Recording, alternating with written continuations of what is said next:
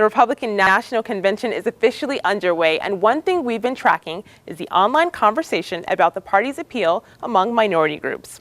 Now, lots of people are talking about a recent NBC Wall Street Journal poll that suggests Republican presidential candidate Mitt Romney has 0% support among African American voters.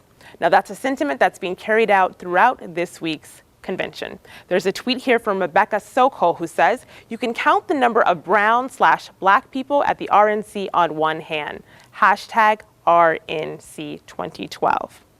Well, we wanted to get the perspective from within the party. The idea for my blog, conservativeblackchick.com, came from the notion that all blacks have to have one political ideology, and that is Democrats. Many people assume that if you're black, you're Democrat. I was very frustrated with that perception, so I wanted people to know up front what they were getting into, that I was conservative, I'm a black woman, and that's the end of that. I think the mainstream media thinks that being black and a conservative are incongruent things, if you will, that they're, yes, at odds with one another, that somehow a black person can't be a Republican, when in fact it was the Republican Party that freed the slaves under President Lincoln, the Emancipation Proclamation. It was the Republican Party that passed the 13th, 14th, and 15th Amendments. And the first 70 years of the party, blacks actually voted Republican.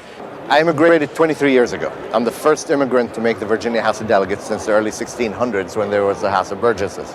In the past 22 years, I've been involved in Republican politics in Virginia and on nationwide and in Arab American Republican politics. I think the party is a big tent, regardless of what you're hearing in the media and regardless of some members of the party. They don't speak for the party. The party is a big tent. I'm an example of that.